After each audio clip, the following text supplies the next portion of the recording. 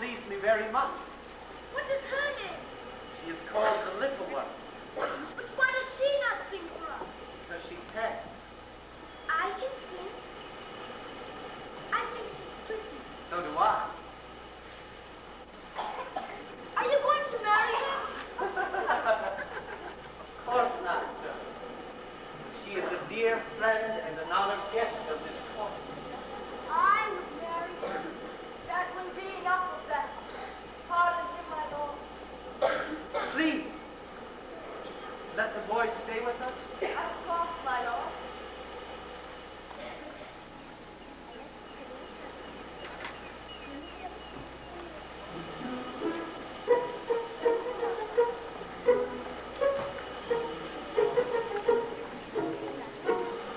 Young woman, we too are the guardians to this principality, and we are the elders of the world. Your stay with us today has already been most pleasing. We hope to make you feel welcome here.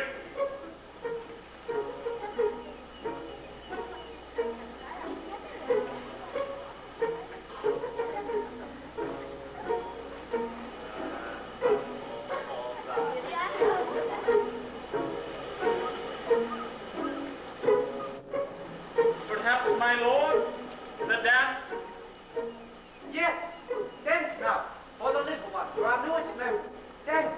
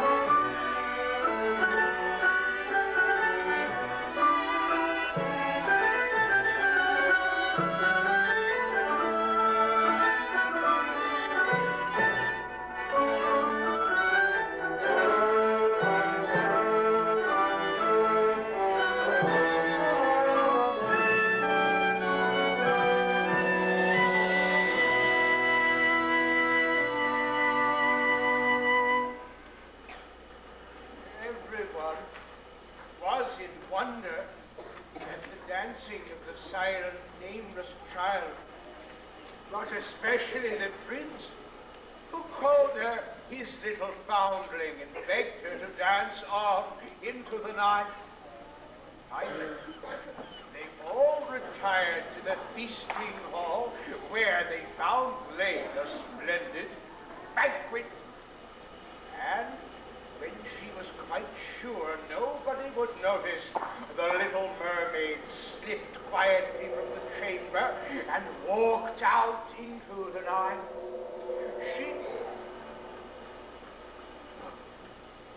Her feet were burning with such pain as cannot be described, but she kept hidden her suffering.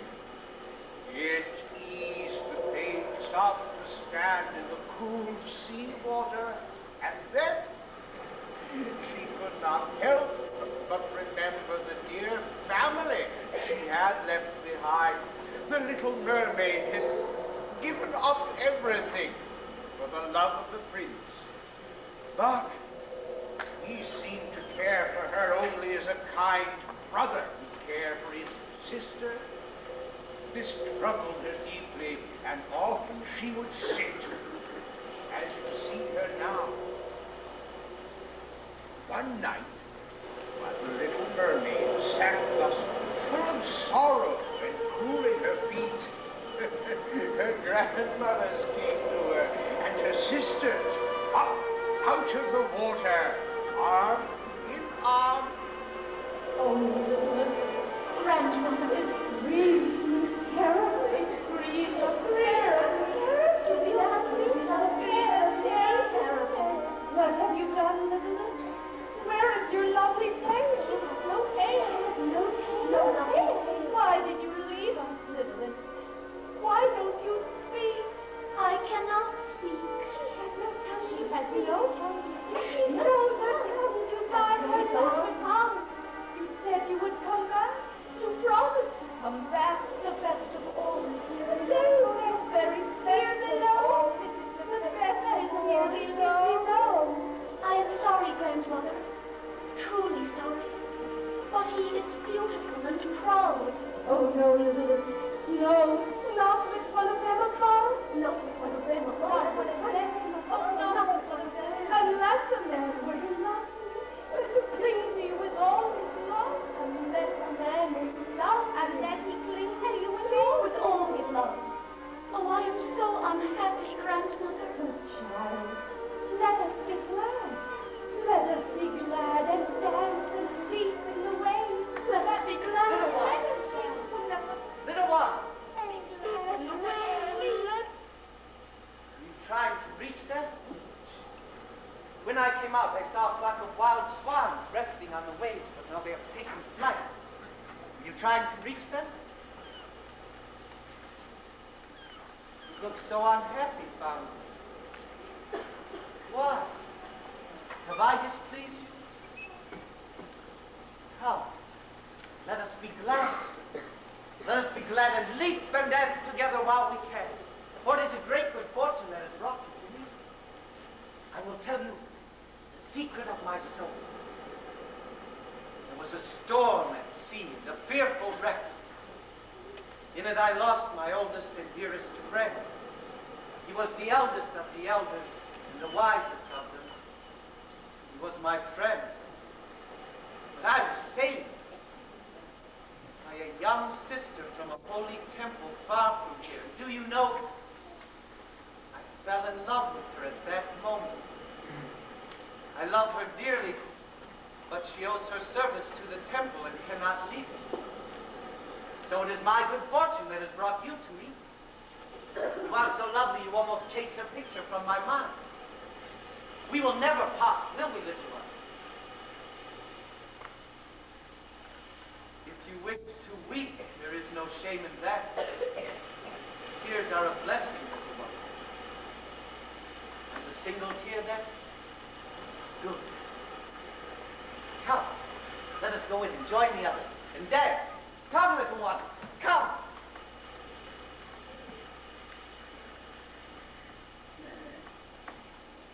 And so the weeks and then the months passed by. The prince grew fonder of the little mermaid. He loved her as one would love a good, dear child. But it never came into his mind to make her his wife. Indeed, he did not seem to be thinking of marriage at all. For his heart still lingered on the beach where he had been cast up by the sea, and on the holy temple that stood nearby. But Elder, it was the little mermaid who saved him from that wreck, not that holy sister. You and I know that, but he did not, and she could not tell him. Still, the day came when the elders of the realm and the guardian began to say it's time for the prince to choose a bride. Now, this may surprise you, my lord, but not every elder is as wise as every other. It's all very well that the prince has found this strange young friend. I personally am very happy for him. Indeed, as are we all, I'm sure. But as guardians,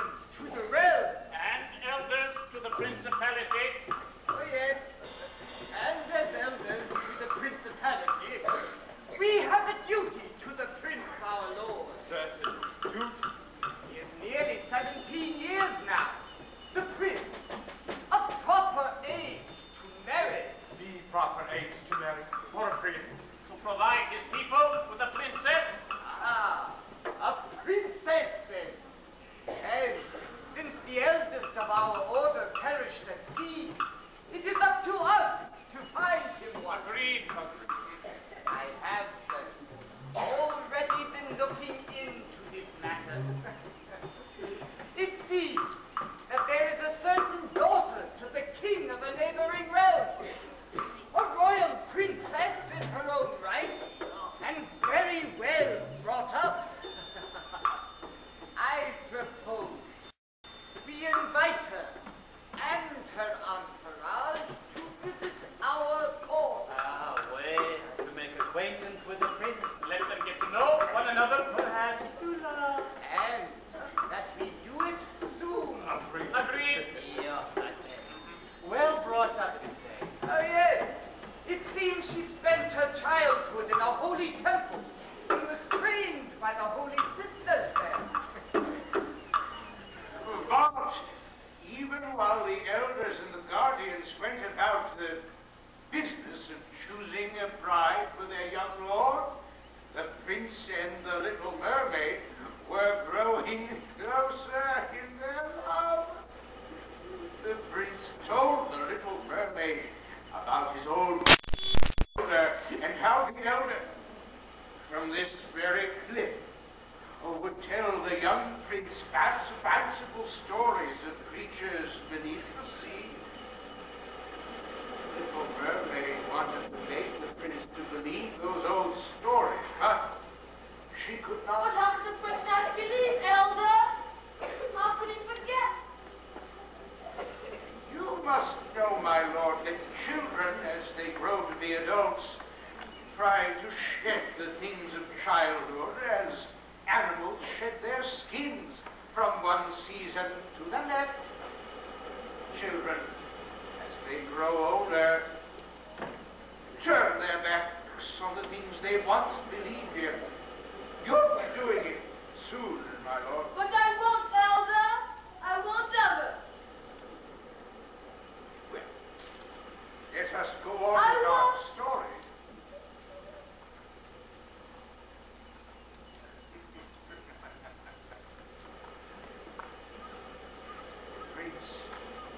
The little mermaid would walk together along the shores of his realm, silent in each other's love. And when he would tell her stories of terrible creatures that lived beneath the sea, the little mermaid would only smile. Who knows? Their life together was so much like a lovely dance that perhaps if they'd only been allowed just a little more time, the prince might have known, he might have remembered who it was should be his bride.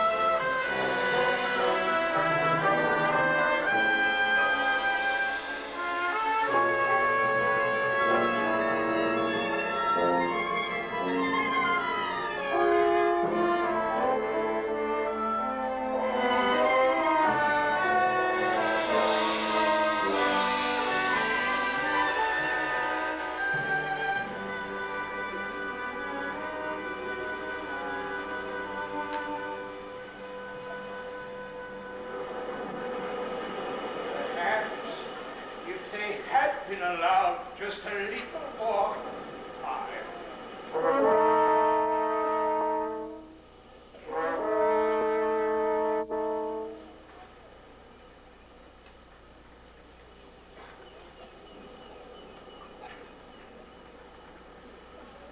So then, as I see it, the princess and her entourage will enter here.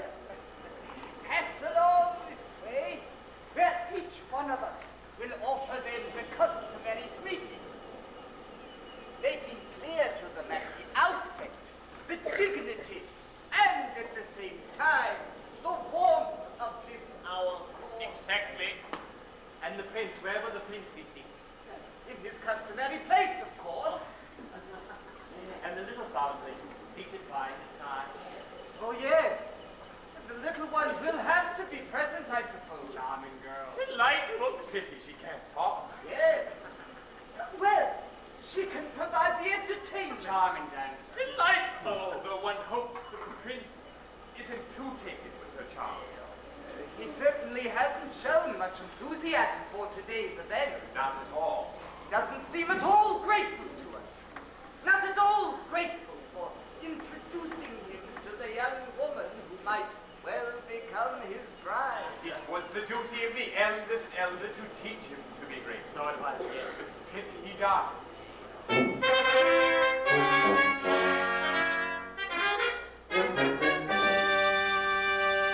The princess's fanfare! But where's the prince? Where are the attendants? I have to see to everything myself. No, sir, not really.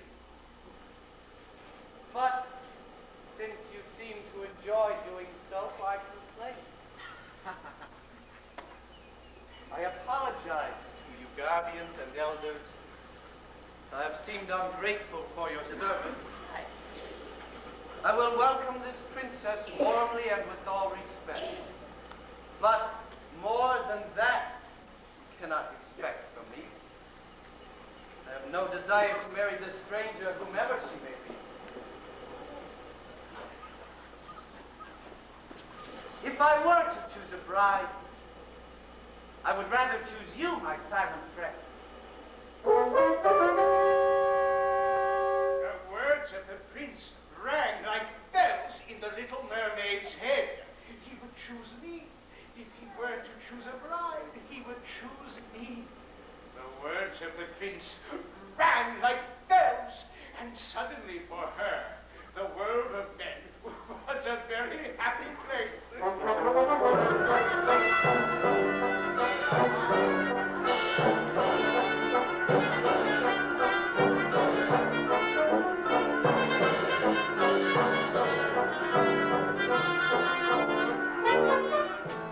It's all coming true, she thought. I have won the love of the prince, and soon I will win an immortal soul. The little mermaid was loved because she was loved. She was in love with everyone and everything she saw.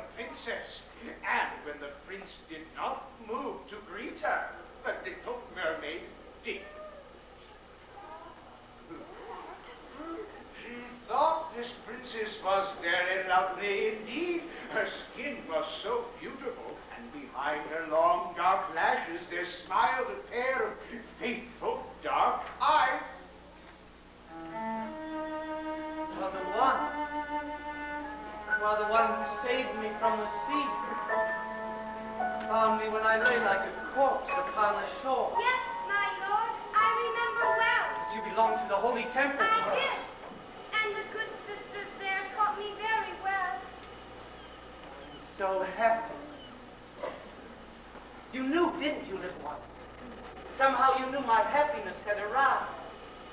My Savior and my bride. Rejoice with me now, for when it all seemed hopeless, I have at last found my princess. No!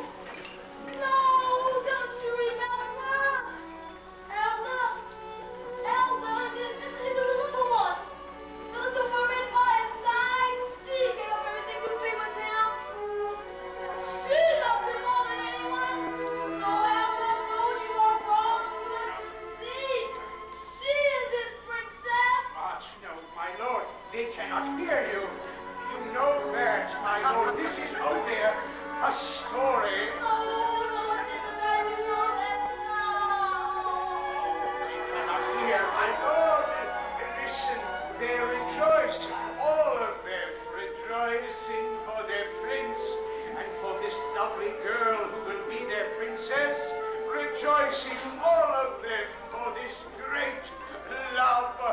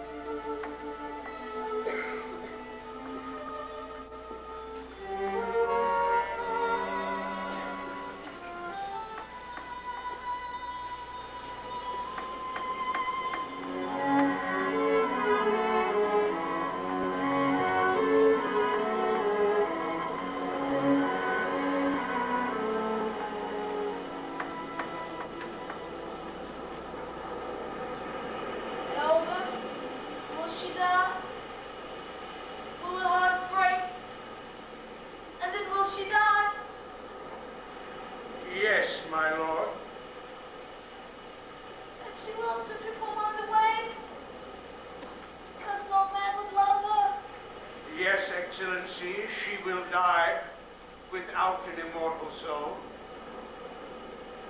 Was it me? Elsa, will that bring to me when I get older?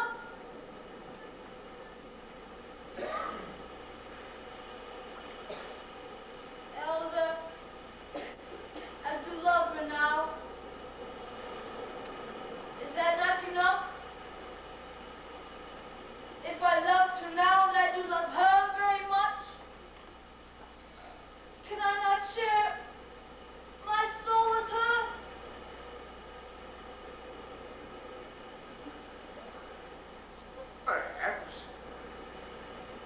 Perhaps, if a single child, like you, hears her story and loves her deeply, our little mermaid will rise with the spirits of the air to an everlasting home.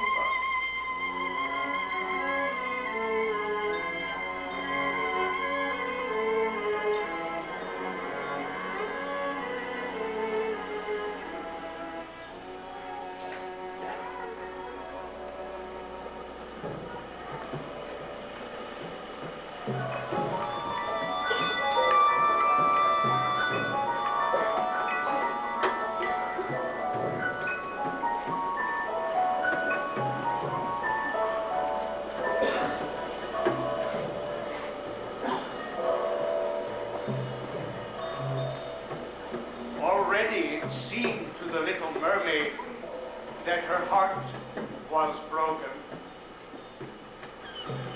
Her ears heard nothing of the ringing of the bells. Her eyes were blind to the holy ceremony. She thought only of death and the coming night, of all she had lost in this world.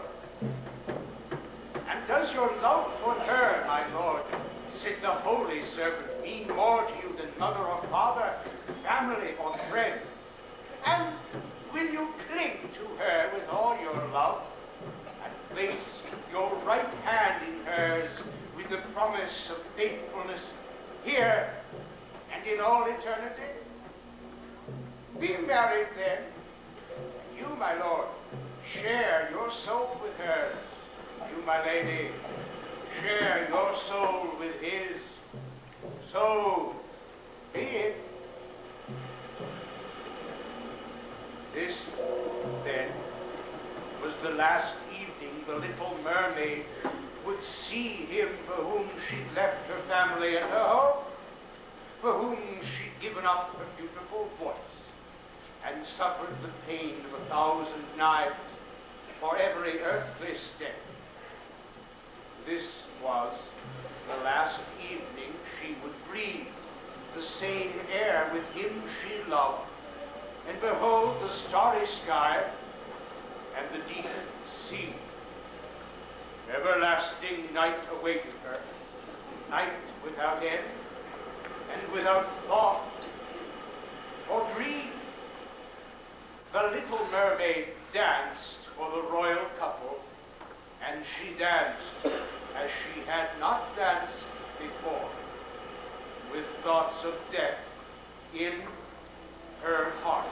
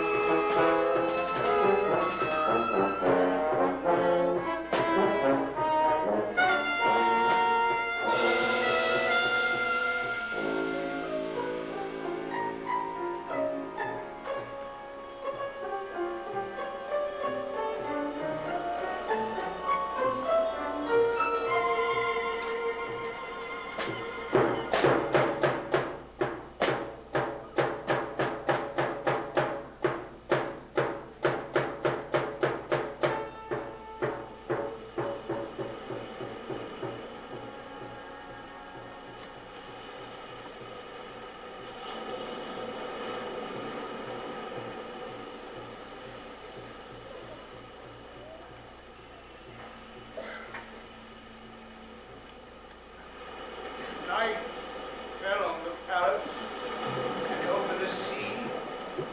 Night moved through the halls and the stone corridors of the palace of the prince, and all the chambers were filled with the darkness. The prince and his bride slept in the darkness under their canopy, and all the palace was filled with a breath of sleep. The hours of the night moved over the cold waters of the sea, and the little mermaid counted them, one by one, hour by hour.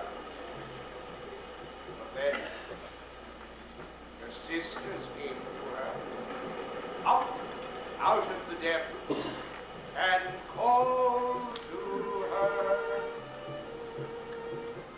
They gave her a knife, they gave her a dagger from out of the sea, but their long, beautiful hair no longer fell about their shoulders. It had been cut off cruelly. The sea witch cut it off. She cut off all our hair. We sold our hair to buy this dagger. Take the dagger. Take it. Take the dagger. Take it. It is his. It is his dagger. Take it. Take the dagger and kill him. Kill the prince. Otherwise you will die, sister. Otherwise you will die. before the sun rises, you must take the dagger and thrust it into the heart of the prince. And when the blood falls upon your feet, you will be a mermaid again. Mermaid again. You will be a mermaid again. Otherwise, you will die. When you first brave the storm, you will die. Before the sun rises, he or you must die. Kill the prince. Quickly. Kill the prince and come back to us. Quickly. Look there. The sky is streaked with red. The sun will rise and you will die. The sun will rise. The sun will rise. Quickly. The sun will rise. The dagger trembled in her hand. The little mermaid looked on the prince, thought of all she had given up in this world for his sake, and the dagger trembled in her hand.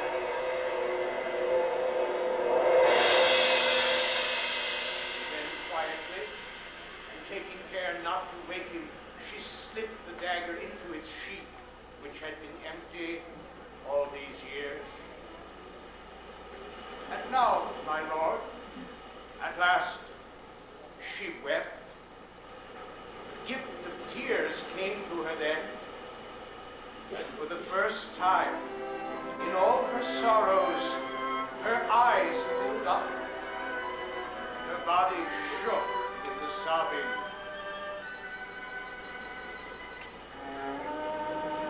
Then the sun grew strong, and the dawn splashed crimson over the sky.